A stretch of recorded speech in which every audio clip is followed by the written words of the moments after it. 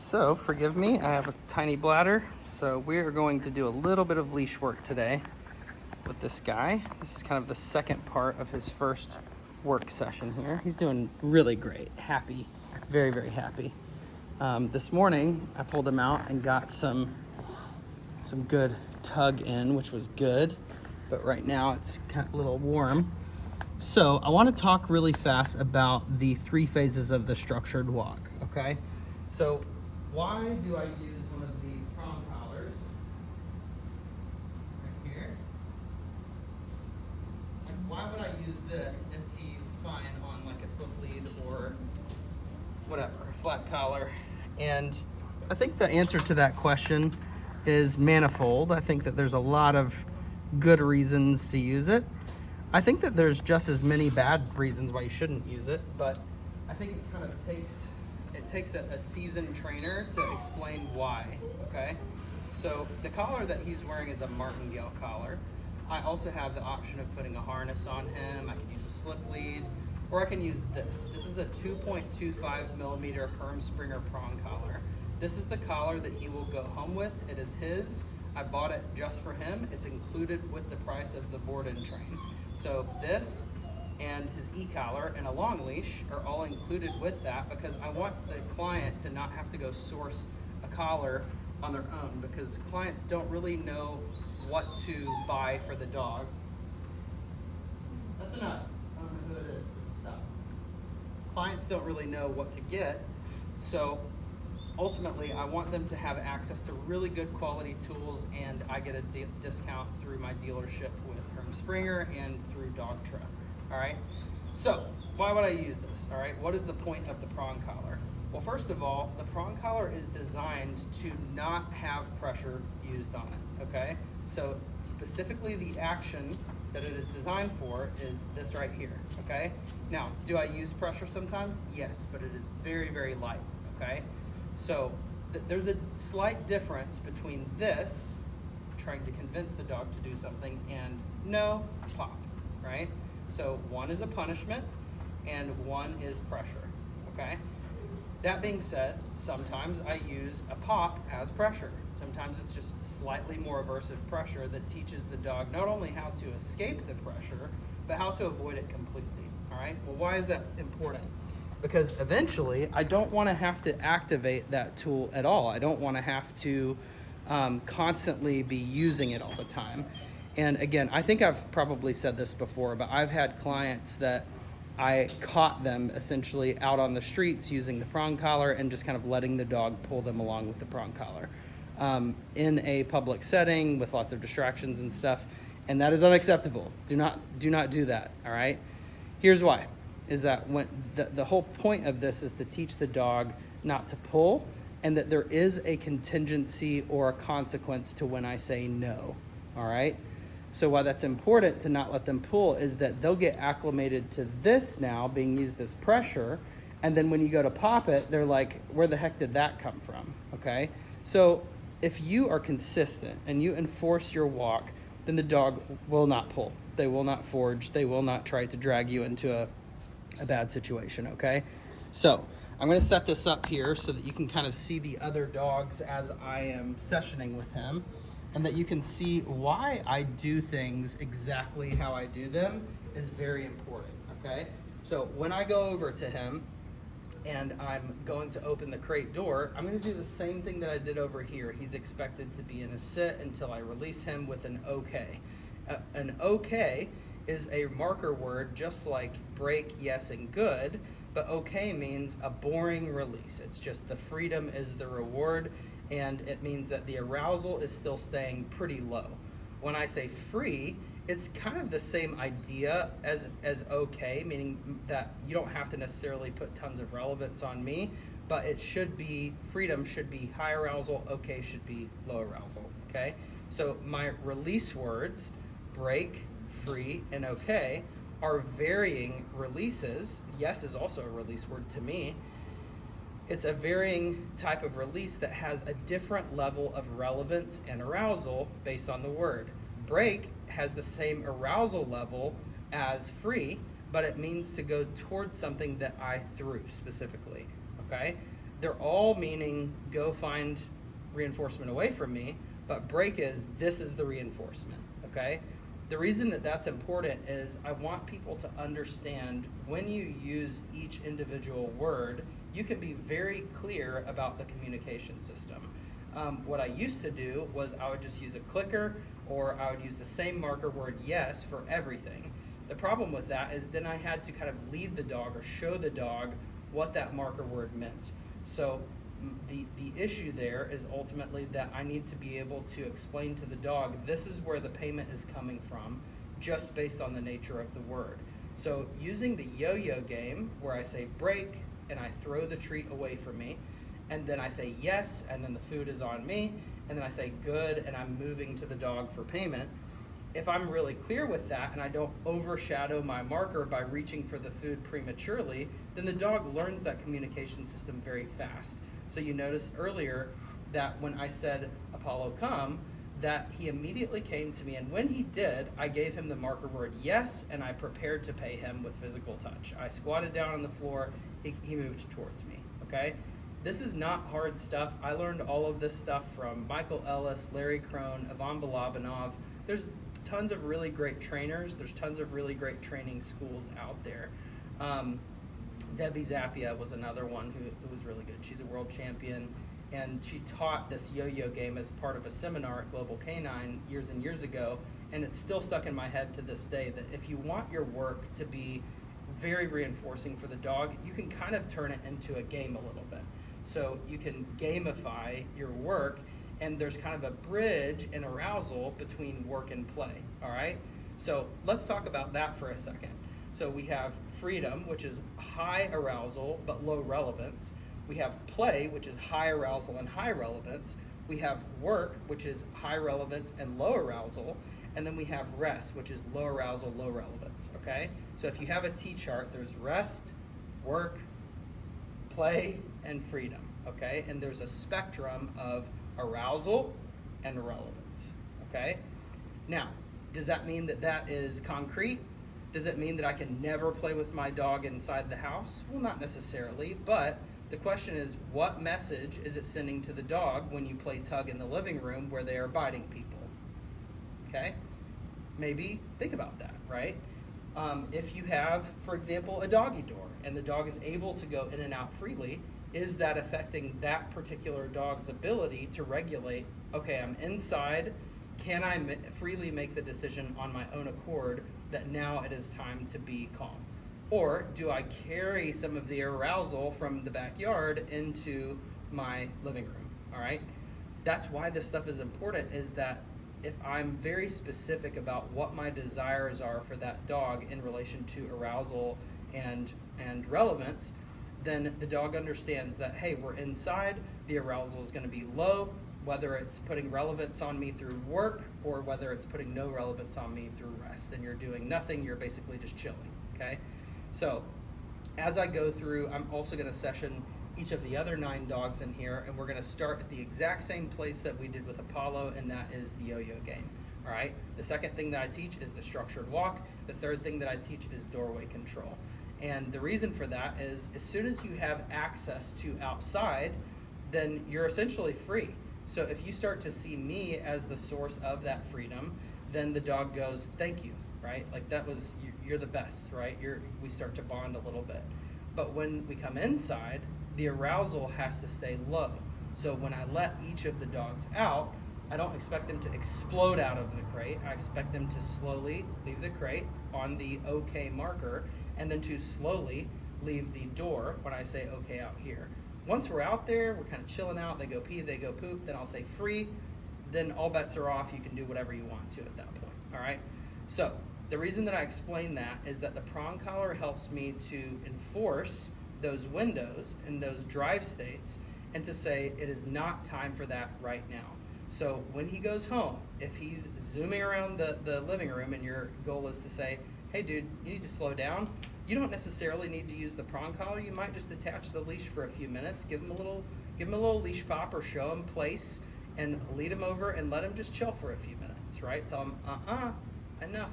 We're not doing that here. I like to use the word easy to slow the dog's arousal or to have a little bit less gas in the tank, a little bit less acceleration and explosion. Easy is the word that I can use in play and freedom and rest and in work to tell the dog, give me a little bit less of what you're giving to me. There was a recent podcast from Jay Jack from Next Level Dogs that kind of goes through that, which is really beautiful, okay? So, again, when I'm enforcing what the arousal level should look like, I'm doing that as well with the crate so that the dog starts to learn, hey, just because I'm opening this door doesn't mean that the arousal is going to be big, all right? Then, as we rehearse that muscle memory of, ooh, everything can kind of slow down a little bit, the dog is not having these explosive releases. So if someone walks in the door, they still get punished for barking at them. If a new dog comes in, they still get punished for barking, okay? That's why I can have 10 dogs in a room and they're not losing their absolute minds, okay? All right, I'm gonna make sure this is still recording. Awesome, and I'm gonna go ahead and leash him up really quick.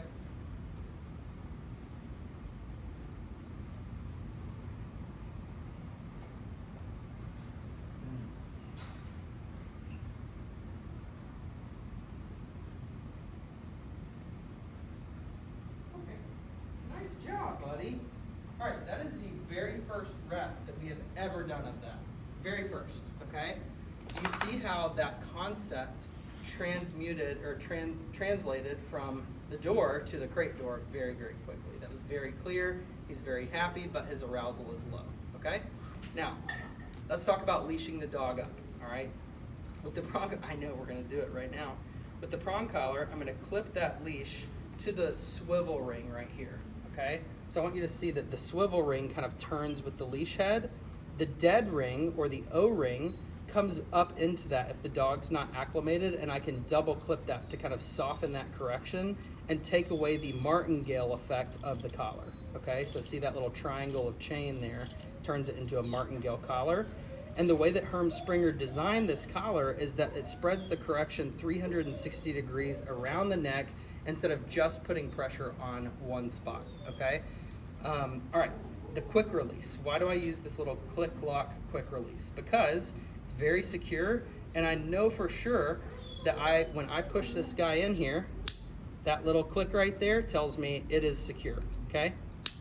Just like that. And I take this little slide and I cover up that button so it doesn't get accidentally engaged, okay? Now, what does me leashing up the dog mean to the dog? Let's figure it out really quick. Good, okay? Just so you know, we have not worked on this, okay? But you see how the arousal is higher just because I'm leashing him up? So he's expected to sit and give me eye contact calmly while I'm leashing him up, okay? So I want him to know that you will get freedom and play when I put this leash on. You'll also get work too.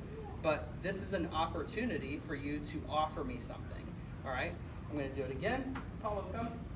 Yes. Good job, buddy. Good, and I'm gonna offer this to him sort of as a payment, okay? I'm gonna hold here just like this. I wanna show him, no. I'm gonna show him this picture, good. And then as I move to him for payment, this is the payment. Very nice, buddy. Good job. And notice, no. If he gets up out of that sit, I'm gonna just give him a little pressure there, okay? Nice job. All right, no. Perfect. And I want him to start defaulting into that sit, no. You wanna check in with me really quick, and then I'll pay you again. No.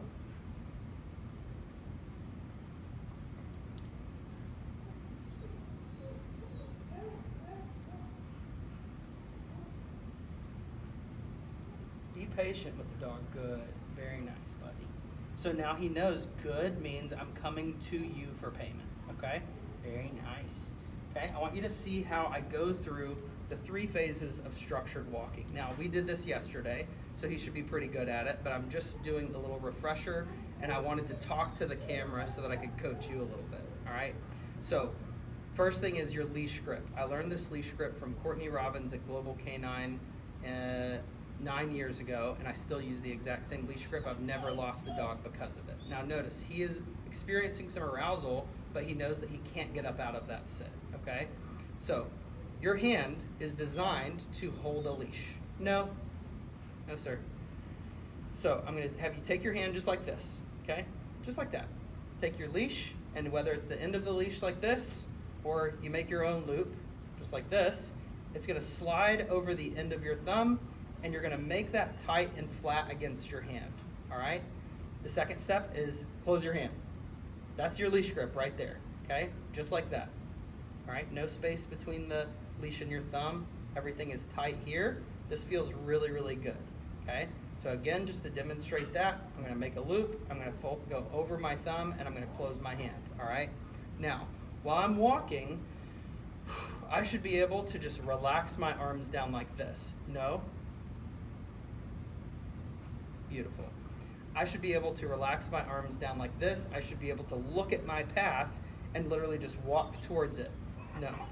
Every time that the dog starts to go in front of me, I'm gonna use a word that means, hey buddy, I'm changing direction, so I need you to speed up into this direction or accelerate into this direction, okay? It's like a turn signal. So when I say let's go, I'm gonna turn away from the dog. When I say easy, I'm gonna turn into the dog. Why is that? Because easy slows the dog down, and that means that he has to slow down to kind of be back here in this pocket, okay? So in phase one, I'm gonna hold the leash with my leash grip long, and see how the leash is nice and long here? And I'm gonna be turning away from Apollo. All right, let's go. Let's go. Nice and boring. He already knows this. Let's go. Actually, he knows this so well that he's doing too good at it. Good job. Let's go. And notice I'm just turning away from him each time. Let's go.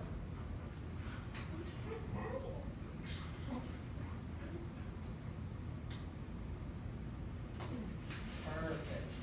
Notice that he put on the brakes there because he thought I was going to put him in his crate, okay? Then when we come to a stop, I'm going to give a tiny bit of leash pressure upward, and I'm going to pay the dog for the automatic sit that he just gave me, okay? So let's deconstruct that for just a second, okay?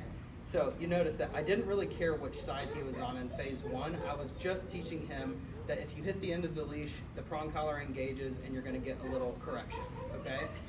As he course corrects, there's less and less pressure as I go through those turnabouts. So in the beginning, you might notice that this little turnabout game, phase 1, 2, and 3, might last about 3 minutes. As you go, it should last about 30 seconds, okay? So I'm gonna do all 3 phases, and then I'm gonna go back again, and I'm gonna show you each of those phases very quickly, all right? In phase 2, I'm gonna go to a short leash, just enough. See, notice that there's a nice little backwards J in the leash there. I'm gonna set my leash grip here, but there should be no pressure on the leash between my thumb and his neck, okay? Then I'm gonna take the rest of the end of the leash here, and I'm just gonna hook it over my pointer finger just like that, just like make a little gun, put it there, and then close that pointer finger, okay? Very good. So there should be no pressure as I'm just holding the dog.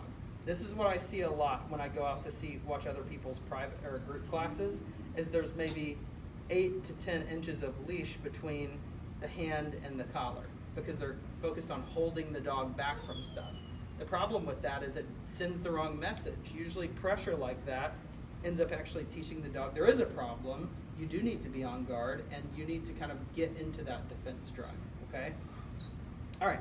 So in phase 2, the leash is short, and I'm turning again away from the dog. And this time I'm going to say let's go again every time right before I turn.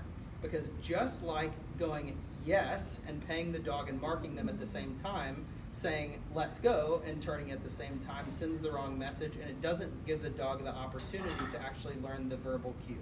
All right? Because I'm overshadowing my verbal cue with what I'm doing with the leash. Okay? Let's go.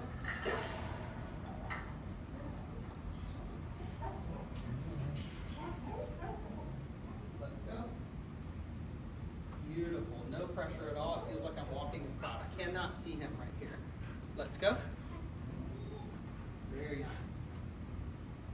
Beautiful, buddy. Let's go. Still turning away from him. Okay, I'm gonna come to a stop. He should auto sit, good. I'm also gonna release that leash to him, good job. All right, let's talk about two things really quick, all right? So in phase 2, the leash is obviously shorter, so there's a slightly higher standard for how close the dog needs to be to me. But you notice that as he started to lag behind because he thinks I'm gonna put him in the crate, I just kept walking. I didn't say anything, I didn't do anything, I just continued to walk. And I see a lot of people when that happens, they'll kind of put the brakes on and they'll push energy into the dog socially high. I know, we're almost done, it's okay. So what they'll do is when the dog starts to lag, they start doing this and trying to convince the dog to come forward, right? Which essentially it sends the wrong message, okay? I know, you're doing so good. You're actually being a stellar student, buddy. Very nice, very good. All right, so you noticed how he kind of lagged behind and I just kept walking. If you need to, you can say let's go again, but I usually don't. Because your legs have more power than your arms. That should go without saying, but a lot of people will slow down and they'll look at the dog, which exerts some social pressure on him, which will cause him to slow down more, potentially even stop, and now you're pronging the dog, trying to pop them to go forward, which is going to have a different reaction than what you expected. It's going to cause the dog to continue to be stationary, okay? So if I look back at the dog as I'm walking forward, and this is, I'll talk about why he's doing this here in just a second. If you look back at the dog, then what they'll end up doing is being more stationary, putting pressure on, and then you release the pressure, which just enforced them breaking. So when you see those videos of the golden retriever, the guy is dragging him on his back through the park, that's how this happens, is you start putting undue pressure on the dog instead of just moving forward. It's a different type of pressure, but there's no conflict because I'm turning away from the dog and just continuing to move, right? So when the dog gets distracted and wants to sniff in the grass, I tell him, no, this is the structured walk. We're not putting relevance on other things right now. When the dog goes to pee or poop without my permission, I say no, and I just keep on moving forward. Or sometimes I don't say anything at all, I just let them find that little pressure themselves. And they go, okay, I guess I just need to come with you, all right? So, again in phase 2, I was holding the leash short and I was turning away from the dog, all right? In phase 3, this is where I start to claim the space right here in front of the dog, okay? The reason that this is important is I need to be able to program the cue easy, which means slow down. It means to back up and kind of stay back here in my pocket, all right? If I don't program my cue easy, pop, pop, and slow him down, then I don't really have a way of quickly turning into him. And when I say into him, I don't mean like this on the same side of the dog, I mean around him like this. Easy. I'm claiming that space right in front of him, all right? So we're gonna reset here. I'm gonna say, let's go.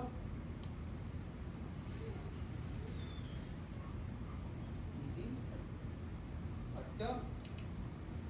Beautiful. Very nice. Easy. Let's go. Notice how that slowed him down there. Beautiful. Easy. Let's go. Just being very, very light on the leash. Just a tiny bit of guidance here, okay? All right, and I can come to a stop.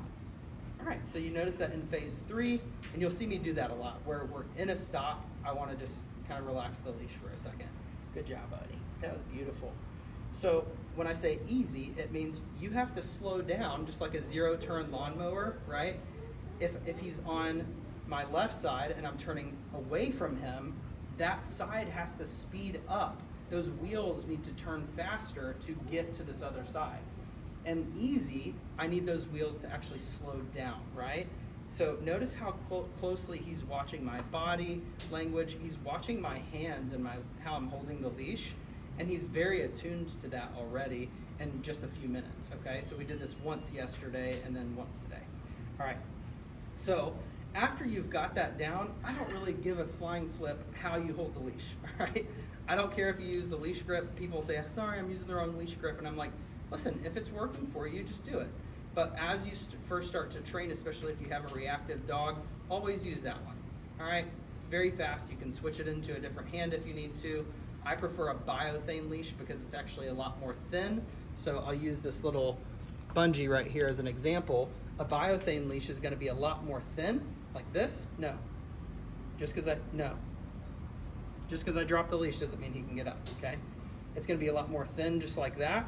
So, and the Biothane leash is a lot more rubbery. So check out Redline Canine Biothane leashes on my equipment list on the website, and also check out Viper Canine Biothane leashes. They're on Amazon. They're usually anywhere between 20 and 40 bucks, depending on the size and color.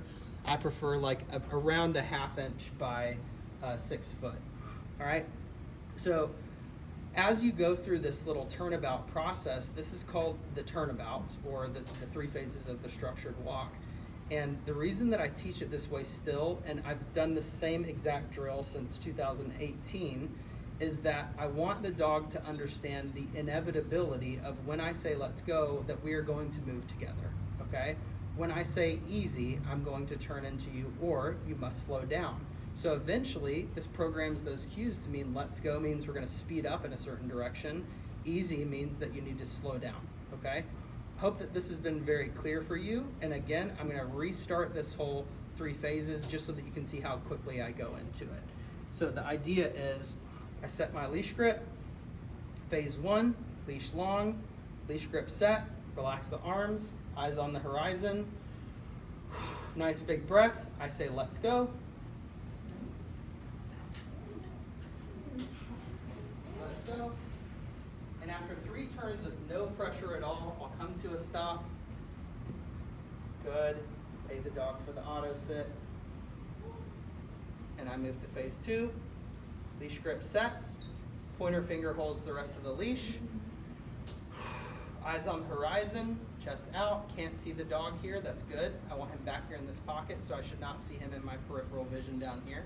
I say let's go. I turn away. Let's go.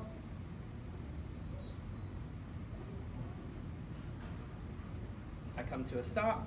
The dog auto sits. Good. I pay him for it. I should have said good. Good. Then I pay him for it. Good job. And then I move to phase 3. In phase 3, I have a short leash. I'm turning into the dog. Easy. Let's go. Easy. Let's go. Beautiful. Okay. Now, this is very low distraction. Come to a stop here. Good. Release the pressure. Pay the dog. Okay. Now, is that pressure? No. But it's the ability to use pressure. So notice how I kind of surrender the leash to the floor. I want the ability to, I want him to actually see me doing this, to throw the leash down on the floor and have him go, this doesn't mean anything. No. Perfect example, okay? Dogs make prediction errors all the time where they think, oh, well, you threw the leash on the ground, so we must be done, right? And my answer to that is, actually, no, I'm not done. You have to continue to offer what you're offering. So I want you to watch what I do now as I pivot the plane of my body towards him.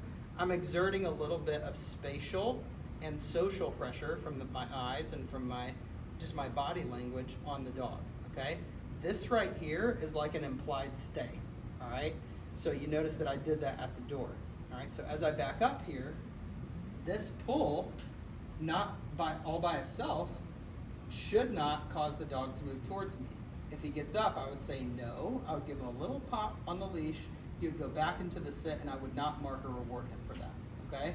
So I'm gonna give him a little space here. Is that locked? I don't know if someone's ringing a doorbell or what. I heard a noise. All right, so now I'll say, Apollo, come. Yes, good job. Very nice, buddy. You're so handsome. You're so good. Very beautiful. Okay, perfect, perfect. Now we're just practicing some implied stays. I'm gonna wheel him around here. We're gonna come to a stop. He should auto sit. I drop the leash. And then this time I'm gonna walk away from him. No. Very good, buddy. Now I'm gonna use the good marker. That means I'm gonna come to him for pain, okay? Good. Pay. There you go. Okay. Good job. And I might clap sometimes when I give like a general boring release. He's allowed to just stand there. he's allowed to kind of do whatever he wants right now. All right. So I'm just going to take a second and give him a little rub down, and then we're going to increase the distraction, because the idea here, whenever I'm working with any behavior, I really am proofing it using 4 D words. Okay. I learned the first 3 from Courtney Robbins at Global Canine. It was distance, duration, and distraction. And the last one is directionality. Because when I move behind a dog, they're very likely to get up because they want to see me. All right? So for my dog Mila, she knows that no matter which directionality I'm coming from, which angle I'm coming from, she still has to continue to master that. Okay?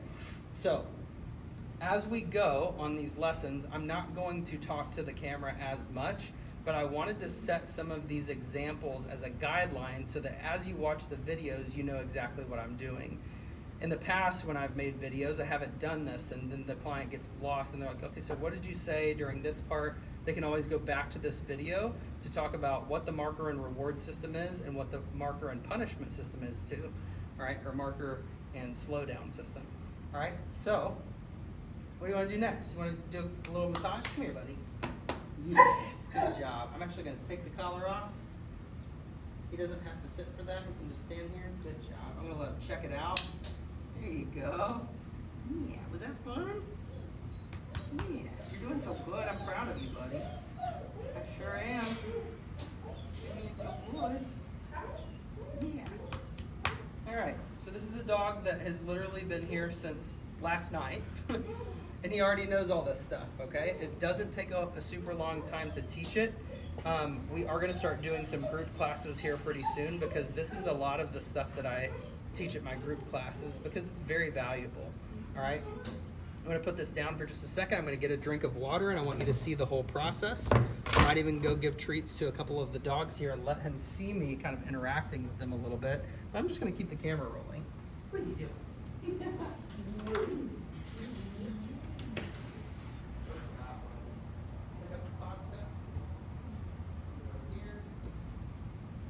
Great.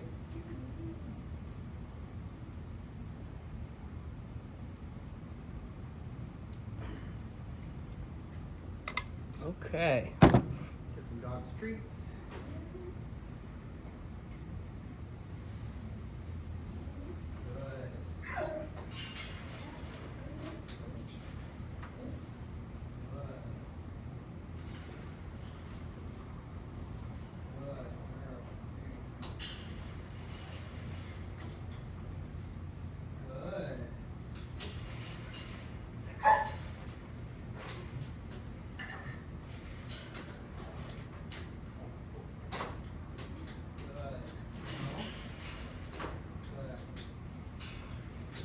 Good. Right there. Good. Yes, sir. Find your place. Good. That's okay. You haven't learned that yet. Good. Good girl, Carol. You're moving to a bigger one. There you go. Good boy. Nice job. Off. Good. Nice job. You want one? Good job. You can have one. There you go. He said, no, I'm good. Okay, I'm putting it back in the bag. Okay. So I'm just teaching these dogs how to read the play, essentially. I'm teaching them how to understand the marker and reward system, okay? Now, before, we essentially had the prong collar on. What is that? I keep hearing a noise. I'm gonna see if someone's out here. Oh.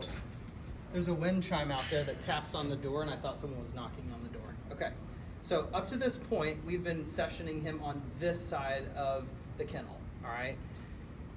The reason for that is in the beginning, when I'm teaching a behavior and I'm trying to get it really solid, I want to be very clear, so I want to avoid any dissonance or distraction. So we've been sessioning him away from that. Now, we're going to increase the pressure a little bit, and we're just gonna move on that side of the little dividing line in the middle. So I'm gonna move the camera over, and I want you to see what we're doing, and then we're gonna work on place. place is a behavior that allows me to see if the dog and the client understand the communication system. It's ultimately, for me, a test, all right? So if it's time to do place practice, it's a really, really good opportunity to work on your communication system. So the way that I teach place is going to depend on the dog, on the day, on the specific distractions that are involved, okay? So here in just a second, we're going to do some turnabouts, and then we're going to also work on place, all right? I'm going to move this over here. Give a little tour. There's Draco in the corner there. Hi, squishy boy. Sweet boy, he's 6. Oh, bully breed, sweetie boy. This is Candy. She's the one who was losing her mind earlier. She's doing very well with just a couple of little crate whacks when she was barking. This is Junebug. Hi. Hi. Stop that. It's not okay. You don't need to do that, okay? That's why I'm doing this. Junebug. There is Eagle, the sweetest, handsomest boy. We've done a session already. This is Eddie. He's a sweet little hound. Easy, buddy. Sweet boy. There's Rambo, the sweetest little pitty guy. He's very petite. He's actually fully grown too. Beautiful boy. There's Carol. She had a litter of puppies. Very, very sweet. She likes to entertain herself by rolling on the floor and playing and throwing her toys up. This is the little livestock guardian dog. He's a sweet boy. Hi, Bubbles. You are so cute. And this right here is Frosty. This is Apollo's neighbor, who has been very, very sweet. And he tried to steal his food. Yeah, did you try to steal his food? Why? So you notice that there's a little curiosity here. That's good. That's so good, buddy. So earlier he kind of growled at him a little bit, like, I don't really like it. And I just give him a little social punishment, okay? All right. Very nice, buddy. Beautiful. Notice he's kind of gravitating a little bit. There's nothing like that. I'm not trying to make him do that, but I do like that he's doing that. All right, so this time we're going to session on this side of the floor. And I want to talk for a second about different types of pressure, okay? You've heard me say words like physical pressure. You've heard me talk about spatial pressure. And you've heard me talk about social pressure. So what's social pressure? It's this. Bingo. Junebug and I know each other very well, and I looked at her and she sat. Okay, that's social pressure. Literally just turning my head. Verbal or kind of attentional pressure. All right? So as I exert a little social pressure here, who is that? You can go say hi. Go say hi. Go say hi.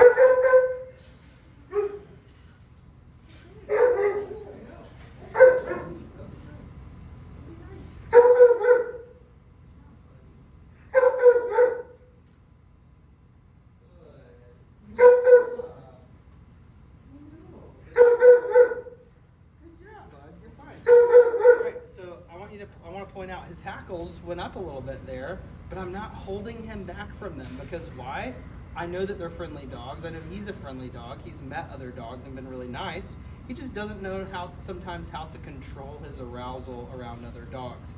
So there's a kind of a spectrum when I'm talking about how I use pressure and punishment, where my social pressure or my spatial pressure or my physical pressure creates a result, and I then turn off the pressure, okay? In punishment, or I shouldn't really say punishment, in aversive pressure, I'm trying to fade out that pressure, the smaller kind of pressure altogether. But that means that I can be very surgical with the type of pressure that I use that will allow me then to fade that out, okay? And here's what I mean by that. In the beginning, I let the leash of the structured walking exercise, I let the leash kind of do the work for me. Just the nature of having him on the leash and moving around, he's gonna find a correction on his own. I shouldn't say correction, I should say he's gonna find that pop on his own, okay? For the first 2 phases, I let him find that pop very solidly at first. He falls into line, and then I show him I'm only gonna use the pop if I need to, but I'm going to try to fade it out. And in phase 2, you saw very quickly I was able to fade out that pressure very fast. In phase 3, I give that pressure myself. I exert the pressure as aversive pressure and I make it into a pop instead of a pull, okay? It's still scientifically pressure. One is more aversive than the other. It teaches him to avoid the pressure by completely avoiding the opportunity for me to give it, right? So if my pressure is effective, I should be able to teach him how to escape it and then teach him how to avoid it completely so I don't have to keep using it. This is why my clients never have to have dogs dragging them down the leash if they choose to do so, if they do this properly, okay? So this time, just to demonstrate this principle, I'm not gonna use the prong collar. I'm just gonna use his martingale collar, which has no real correction effect to it. It just keeps him from slipping out of it, okay? Come here. He's looking at everybody going, I don't really know what I'm supposed to be doing right now. Hi. Hey, Eddie. Nice. All right, we're still running the play, buddy. We're still running the play. No. Eventually, all these dogs will learn that when I come in here, they'll all go to place. It'll be completely by accident, and it'll be really nice. Okay, so I'm just gonna point this downfield here. Again, when I present the opportunity of the leash, then he has to give me something for it. Oh, it's not an opportunity. Okay, I see how it is. Come here. Good. All right. Good job. Okay. Same exact thing. Phase 1, I'm holding the leash long, and I want you to see how fast I... All right, I'm gonna correct that really quick. I drop the leash, that means an implied stay. No. Quiet. No. Spatial pressure. Physical pressure. If I make it inevitable, then I should be able to fade that out, okay? All right.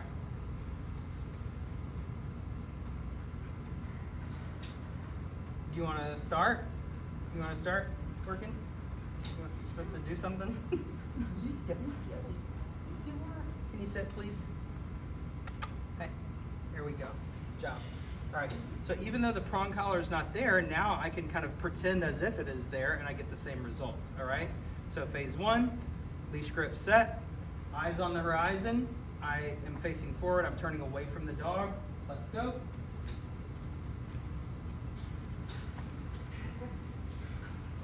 Let's go. I don't really pay attention to what he's doing back there, but you notice which side he moved on. Let's go.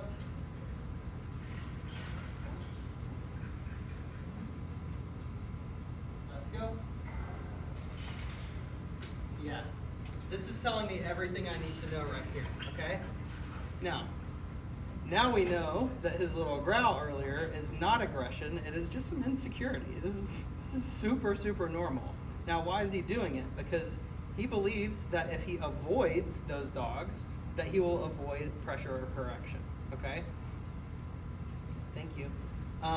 So the idea here is I need him to actually be on the same side as the dogs. So I see this a lot for reactive dogs. Once they find out how I use the leash, that there is a correction possible, therefore obedience is probable, then they'll start to go through this 5-step process of avoiding pressure or avoiding a punishment, okay?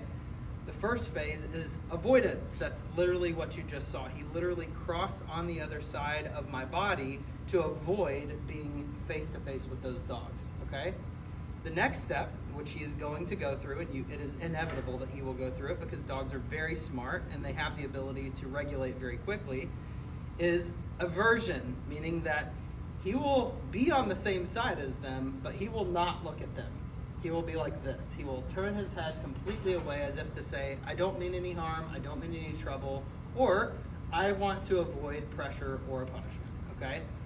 Phase 3 is tolerance. Tolerance just means he might be on the same side. He might be able to kind of give a quick glance over to him, but he'll be panting really quickly, kind of like he's doing right now, kind of like a, right? So tolerance. The 4th phase is acceptance. That's actually what he's able to do at this distance on the leash because it's far enough away that it's not a problem to him. And then phase 4 would be interaction. And interaction is not always appropriate when you're walking your dog on the leash, but sometimes it is. Sometimes, eventually, he is going to have to engage with a dog, and the first dog that he's going to meet is going to be my dog, Mila, who's on my logo. She's 9 years old. She's helped 318 aggressive, reactive, and behavioral dogs. He's going to be 319, okay? Well, another dog might, and then he might be 320. So the idea here is that I want to teach the dog that this is not an issue, right? These dogs being here, they're not gonna eat you, they're not gonna go crazy. And if they act crazy, I will punish them. And I'll show him, you can trust me, I got your back, I will protect you, I will advocate for you. You do not need to do that for me, okay? So in phase 2, remember, I set my leash grip, I put my leash right here on my finger, and in phase 2, he has to be on my left side. So if he goes to my right, I'll go, and I'll lead him over to my left. Now he has to be on the left, but he might turn away and be in aversion, which is where he averts his eyes. Very simple, okay? So no longer avoidance, but aversion. Let's go.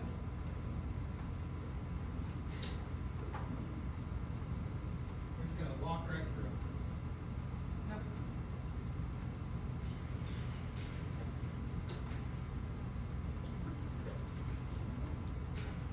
Still trying avoidance a little bit. I'll use the prong collar for this. Easy. Yeah, it's not fun. It's not fun when you do it that way. Same thing. Yes. Boy.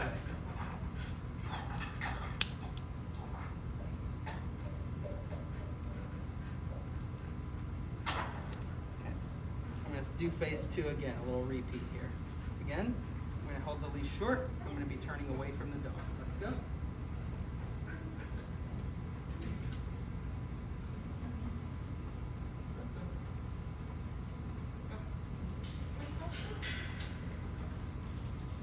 He's fighting. Just don't fight. Let's go. Yeah, this sucks though. I don't really want to do this. You probably really don't. You don't have to do it. Why don't we just work right here? Is that okay with you? Is that too close? Let's go. Much better. Okay? So this is about like 12 feet is about the distance that he feels comfortable doing. Okay? Very nice. So I'm going to pick a very friendly dog. I'm going to pick Candy here. We're going to introduce them, okay? So as I'm on my structured walk, I would do that in this manner. I would walk up to the dog. My dog will come to a stop. My dog should offer an auto sit. Boy, very nice. And then I'll say, hey, is your dog friendly? And they go, oh yeah, they're super friendly. And then we, together, will introduce our dogs on loose leashes and let them sniff each other. First, nose to butt, and then I typically avoid doing these kind of meet and greets, but it's gonna happen. They need to know how to do it properly, right? Go say hi.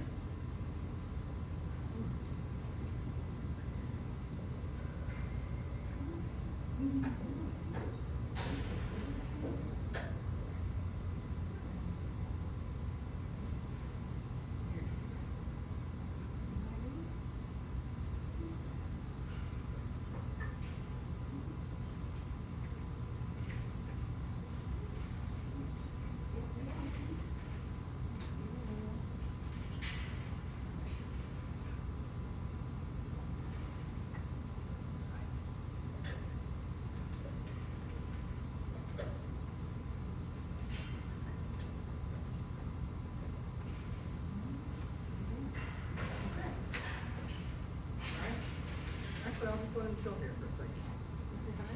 Just a little curiosity there. No pressure on the leash. He's doing great. You want to say hi to Jumbo here? Jumbo. Hello. Hi. So precious. Checking her out. Say hi, friend. Good job.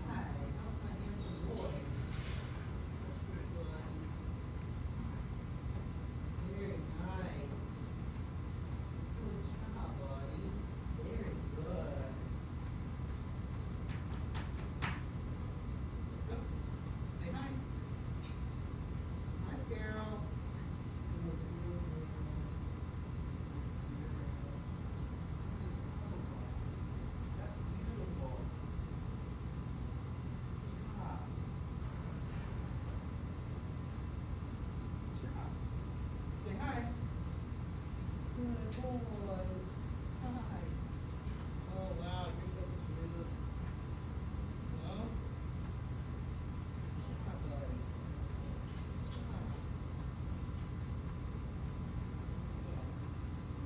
Say hi to Frosty.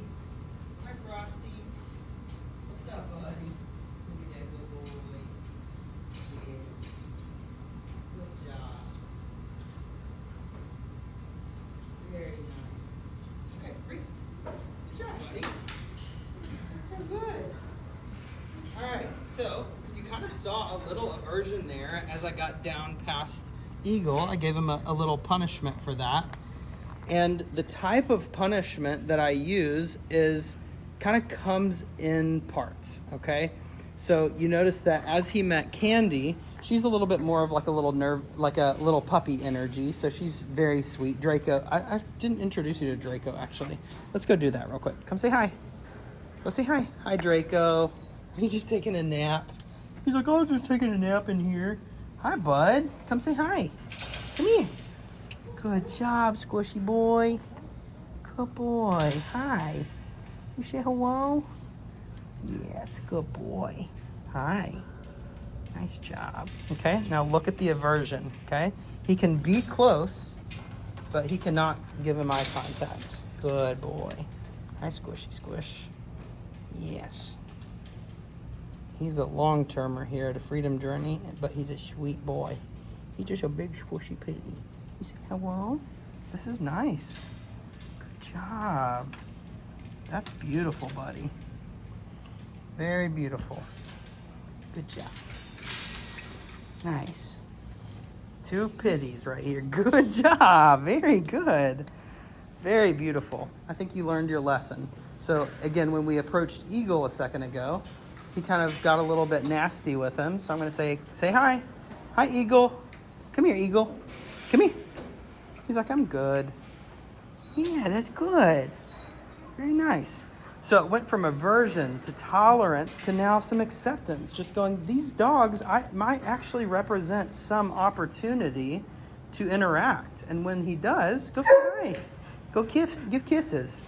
Go give kisses. It's okay. Hi, sweet girl.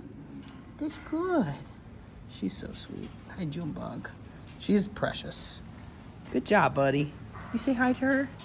You'll notice that once I give a couple of corrections for the crappiness, then I actually get curiosity. Go figure. So for all of the advocates for no punishment, no pressure, all of that stuff, I want you to watch this and genuinely, I want you to question. I want you to go, why does this work, right? Can dogs understand this?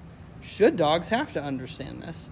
I think that we can grow a dog's world when we show them that there is a contingency to our words. There is a consequence. There's something that happens after I say something. But there's also kind of a natural way that we tend to do things, right? So again, if it's supposed to cause some sort of emotional fallout whenever I punish a dog, it doesn't do that when I do it this way. And you saw that when I was over here and he was meeting Eagle, he growled at him 2 separate times. The first time I said no, I gave him a punishment and then a physical punishment. And then I gave him kind of a social punishment where I sat there and I talked to him for a second. Quiet. And Larry Crone has some really good material on this too. That's where I learned this is from Larry. And I saw him do it a couple times and thought, that's ingenious because it worked, first of all. And the dog realizes that we're not at odds with each other. I'm not going to keep being mad at you for doing this thing. There's a reset. There's kind of a reconciliation and a reset where I go, you know what? We're still boys, but you can't do that crap. Okay? So what is the order of events that I did there? I did a physical punishment. I did a social punishment where we kind of accessed a little bit of a tone with him. And then I let him sit in that for a few seconds. And then I invited him back in. We reconciled. I gave him a little rub down. I said, I love you, but you can't do that. Now, why do dogs understand that? I don't know. You'll have to ask God or science or something else. I don't really know the answer to that. Why do dogs have the ability to kind of reconcile with us and reset and start over and rerun the play and find out that they just made a prediction error. Why can they do that? I don't know. I don't have the answer to that. Melanie Uday probably would be a good person to ask, but it's very cool to me to see how you have this sort of spiritual, but also physical, emotional, scientific thing that's all happening all at once, where the dog just goes, yeah, I'm not interested in that path anymore. Okay, it goes extinct a lot more quickly when I say, no, you just can't have that, and I associate a cost to the decision that they made. Okay, all right, so he's met all the dogs in here now. There's no question that he is not an aggressive dog. Now, are they meeting through the fence? Yes. Is he going to meet a dog? This is just day one, big day one. Are we going to eventually do that without having a kennel in the way? Absolutely. But for right now, that was really good success, okay? All right, let me find a placemat really fast. That's too small. I don't know, do you think we can use this as a placemat? I bet we can. What do you think about that? I know that there are other placemats, but it's kind of just funny that it's like a tiny little placemat. Anyway, I'm going to use this scale because it's a little bigger. I'm going to just put it right here. And place, the word place, and my intention for place is that you get up on something and you lay down until I release you, okay? So before I start to word associate that, I'm gonna build the behavior of place first, okay? I'm gonna see if he wants to do it with food. If he doesn't, then I'll use pressure, okay?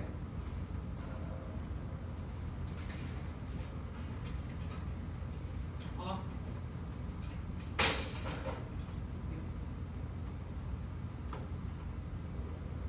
All right, are you hungry yet, sir? I think it's time for you to eat. And if you don't want to eat, I'll use pressure, but that's okay. So if the dog will work for food, then I'll use just my yo-yo game to get them to accept place. Come. Yes.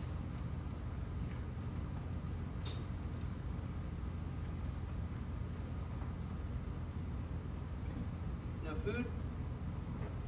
So, I'll explain really quick what I would have done if he would have taken the food. Is I would have paid him and I would have just played the yo-yo game right here. But I would have slowly started to say, instead of break, I would have started to say place, and I would have paid him here, okay? Because he's not working for food, I'm gonna follow the Courtney Robbins approach, which is just let the dog walk across it a couple times and then come to a stop and let him pause on it for a couple times and then have him sit and then eventually have him down, okay? So those 4 processes: walk over it, stop on it, sit on it, lay on it, all right? This is going to be very boring, but I'll try to go pretty quickly so that you don't have to agonize over this one little thing. But the importance is this eventually will allow me to proof my communication system, okay? So I'm going to say, let's go. And he can't walk around it. So that's the only rule is he has to actually walk across it. So I'm going to make sure he does that.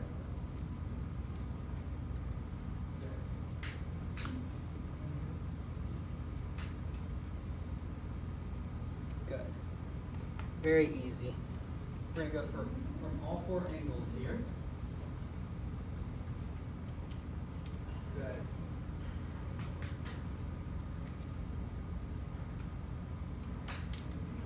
Good. You notice he's already starting to do it. Okay, this time we're going to just pause for a second. Good. Good. Let's go.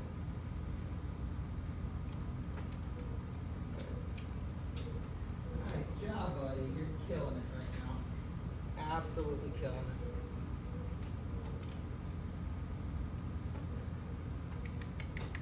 There we go.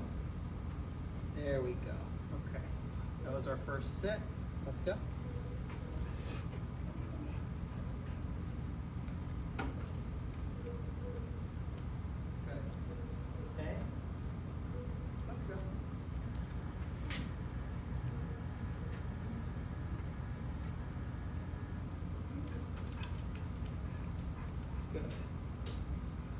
one fly. Almost got it. Let's go. Nice job.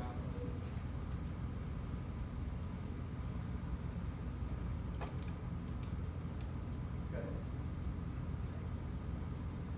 Okay. Now, this one's always tough because some dogs don't know how to lay down already. So we're just gonna see how he responds to it. I might help him with a little pressure. I might lure him, I might just kind of invite him, but I'm gonna be very patient in getting the down on the place board, okay? Let's go. And I'm doing it long ways because he's a little longer than he is wide. Good. I'm just gonna lead him down here. Just a little tiny bit of pressure. Very, very small pressure. I'm gonna invite him a little bit.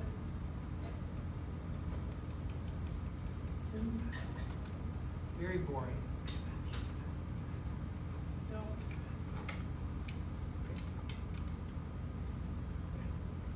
Do you think that you can't fit? You wouldn't really be wrong because you can't really fit on it, but maybe we could try a bigger one tomorrow. Let's go. And notice that when I have my structured walk down, I can walk him on either side and be okay.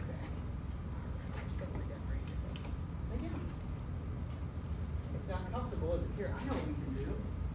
I know what we can do. You might even just lay on this just because it's yours. A little treat in there.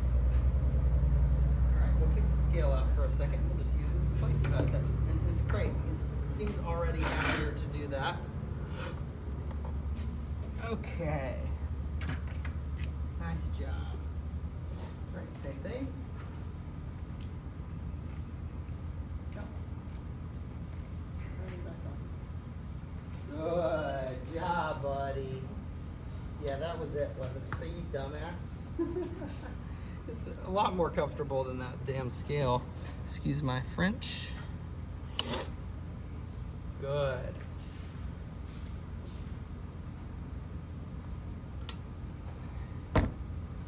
Improving that communication system.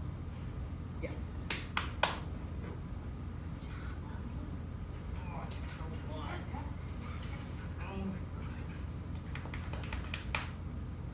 right. We're gonna start using the word now. Place. Drop the leash. So once the dog offers it to me with pretty good commitment, I'll start going ahead and using the command. If I don't have the behavior yet willingly, then I'm not going to associate a command. This is why a lot of obedience programs that use lots of commands from the very beginning, you have to repeat it over and over and over again because the dog's not willingly do it when you're associating the word. So if I just go place and I drag his ass up there, he might do the behavior, but he's not doing it willingly. So he's going to look like crap, he's going to feel like crap, and what did I really accomplish other than telling him, I'm going to make you do a bunch of things that you don't want to do, and it's going to suck, right?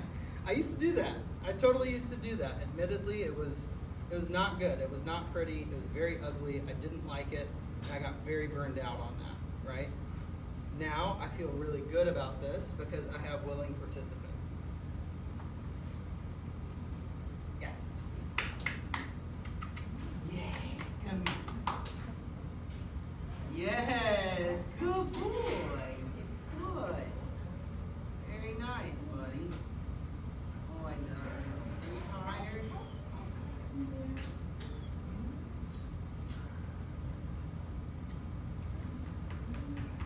Nice. Okay. Place. Now let's talk about why he's doing that from such a far distance away. A, he's tired. That's the easiest explanation. But you notice how as soon as he had momentum, no. As soon as he had momentum, I dropped the leash to the ground and I let him drag the leash over to the placemat. Now we have him targeting that place bed with the word place, okay? So how would I pay him on his place bed? Say it all at the same time. What word would I use to pay him on his place bed? I would say on 3, 1, 2, 3. If you said good, you are correct, right? So good means I'm going to move to the dog to pay him on his place bet, okay? So I'm going to make sure that I don't overshadow my marker by saying good as I move. I'm going to make sure I say it first and then I move for payment. And I usually use eye contact as a milestone for when I'm going to move to him for payment. So I'll go good.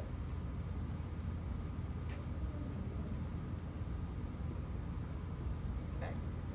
Now in the beginning, I'm proofing facing him just like this. I'll go a little bit further each time.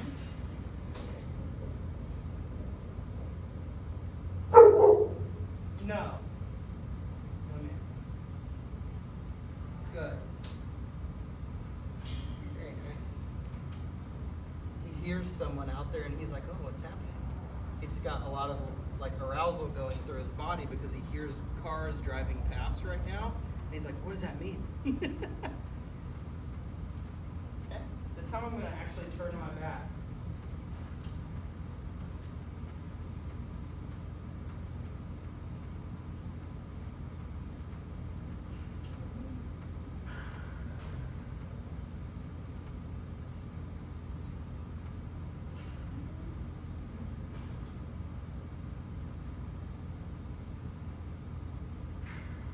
Good. Very nice. Okay. So the idea here is as I increase my distance, my duration, my distraction, and I introduce the concept of directionality where the dog can't see me back here, then I get a stronger offering of that obedience and I get a more bulletproof stay, an implied stay, from continuing to offer the behavior. So now I'm behind him, he can't see me right now. Adding a little bit more distance, duration, distraction, and different directionality. Yes, very nice, buddy. Follow. Yes, very good, buddy. Is there a fly on there with you? Do you have a bed friend? Come here. Yes, good job, buddy. Nice job. Okay, place. This time I'm going to kind of send him to place as I do something else. No. Back him up just a little bit. Show him what my criterion is. There's a huge fly over here. And as soon as he's on there, I'll go ahead and release the pressure. I'm going to give him a little guidance here. He's going to swirl. Good. So a lot of trainers would have corrected that when he kind of looked like he was going to turn away. I know that sometimes dogs like to swirl into a down. That's fine. That's fine. That's still offering, right? Don't be too OCD about this kind of stuff, all right? So now I'm just going to do some distraction stuff. I'm going to institute a little bit of little distraction with this guy. All right. Let's see. What would be distracting for you? Does that have wheels on it? That would be super cool if it had wheels. I don't think it does. Those are wheels, yeah. All right, we're going to use wheels here.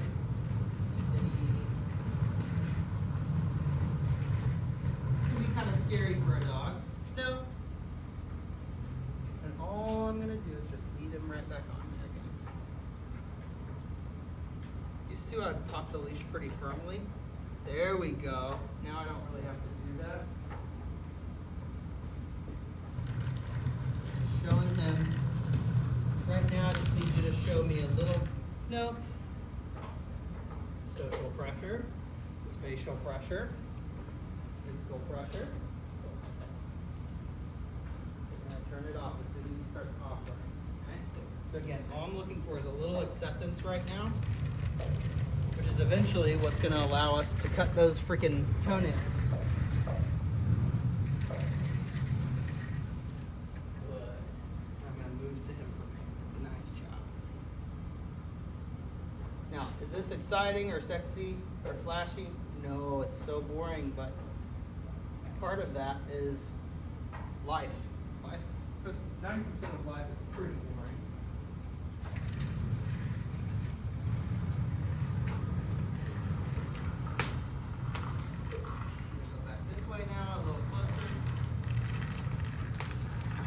like a vacuum cleaner or a trash can rolling. This is going to be a hard one for him.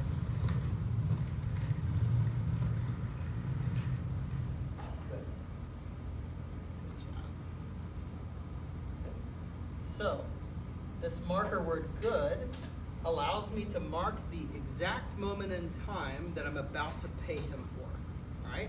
So why would I need that? Well, eventually I want to fade out all of my rewards, most of my rewards, and I want the word good to carry the emotional picture of that reward, okay? So I might not say good. Sometimes I use the word nice. So I have reward markers, and then I have non-reward markers.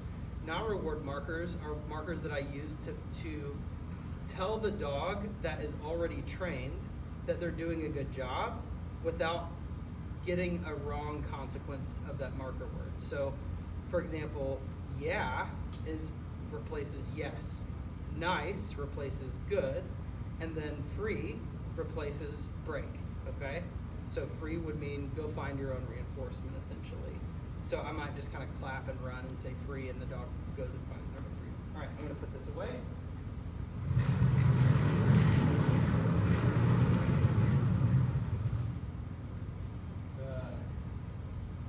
Good job, buddy. Very nice. You're doing so good.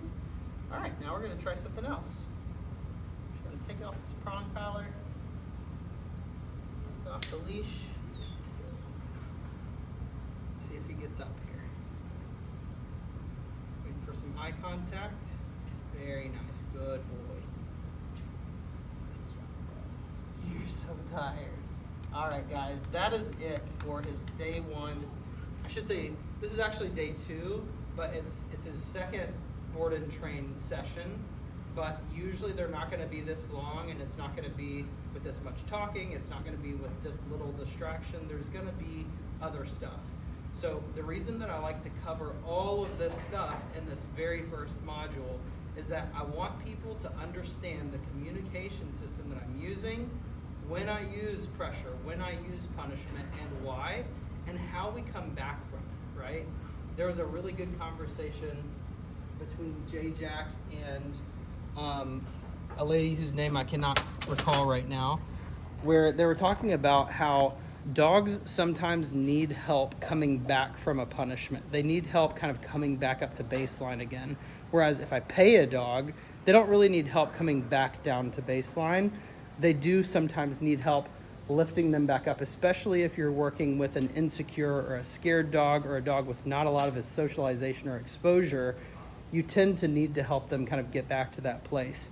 So you saw me go through that 5-step process of physically punish the dog, socially punish the dog by having a conversation, reconcile with the dog and tell them that everything is okay, and then reset, clear the energy, it's okay, go potty, do whatever you need to do, and then rerun the play, right? So physically punish, socially punish, reconcile, reset, rerun the play, all right?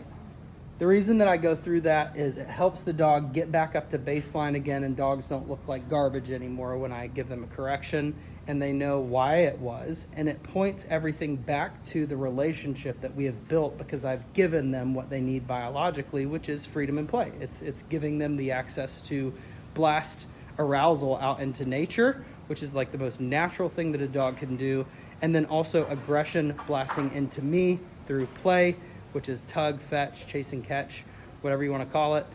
That whole possession and that whole possession game that kind of points back to what comes biologically to a dog, which is to hunt and stalk and to eviscerate things and to blast energy, right? They need to know how to do that, okay? So again, as I start to work a dog like this who's maybe a little bit insecure, the work stuff I can almost kind of accidentally make it seem really easy or make it seem like, oh, that's a really good dog, he's very well behaved. But if I just do this and I don't do freedom and play, frankly, I'm a jerk. I used to do that and not give the dogs really ultimately what they actually needed, which was to now take that competency and turn it into confidence, and take that control and turn it into connection. So if I'm communicating clearly with the dog, then I should be able to build that connection, which will allow me to build the confidence. All right. Okay. I'm going to wrap it up right here because I've got some sessions to do with these guys, and I'm just going to do a quick round robin yo-yo game with each of these dogs, which I will also post on YouTube. Thank you for watching. Matt Burnett with Allegiant Canine. This was day 2 with Apollo, doing some structured walking, place practice, communication system, and doorway control with this sweet boy. And I'm just very, very proud of him. I know he looks so exhausted right now. Yeah. If people weren't watching this, they'd probably say, it looks like you abused him into submission right now. But anyway, I love him. He really, really, if there's one dog that really reminds me of my dog Mila, it's this guy right here. So he's doing really good. So yeah, we'll probably put him back in his crate here in just a second, and I'm gonna do some sessions with the rescue dogs, and then we'll be finished. Does that sound good? Does that sound good, Bubbles? You're doing so good. Another thing, the reason that I laid down right here is that he's been having a little bit of issues at home with, like if he's asleep or something like that, and they try to move him off of the bed, hasn't really liked it very much. So I just kind of wanted to see what his reaction would be. And he seems to be fine right now, but this is obviously not the same scenario. But he can't do that anymore. It's going to be off the table. But yeah, he's a good boy. So if you're a trainer and you're trying to find out if you want to train dogs or what kind of training you want to do or something like that, and you're confused about punishment and pressure, and you've been told that it's this bad thing and you shouldn't use it because it destroys your relationship, I think you need to rethink that a little bit. I don't post these, like, there's some really nice accounts on Instagram that have like good before and after videos. Cochrane Canine, Damn Good Dog Training, Dylan Jones. There's probably other ones. Yvonne probably posts some, and I like them. I think it's great. I love this long form content stuff because it gives people an opportunity to see my heart for these dogs and to know that if you took a little excerpt of what I do out and you start to say, oh, this is bad, or this is not good, or he's ruining the dog, fine, do it. If that's what you want to spend your time on, do it. Go have a blast. But what you'll see if you actually look deeply at my programs is that I love these dogs, I love their owners, and I really ultimately just want them to have freedom and the ability to just live a cool life. Like, whatever it is that you did, that you imagined, that you dreamed of when you adopted the dog that you have or you bought them, can you do that? And why can't you, right? That's ultimately what I want to give people. Is my old motto for my company, Free Dog USA, was freedom you want with the friend you need. And my buddy said, it sounds like it's an escort service. You probably should change that. And I was like, okay. So it's training dogs together. But I've been thinking about changing the motto to, if it ain't fun, it ain't forever. If it ain't fun, it ain't forever. And the idea is that if training is not accessing the emotional stability, the emotional state of the dog, their belief system, the biological fulfillment of the dog, then it's temporary. It's not going to last. So anyway, love you guys. Hope this has been helpful. Again, Matt Burnett with Allegiant Canine, signing out from the Freedom Journey Ranch, and we will talk to you guys soon.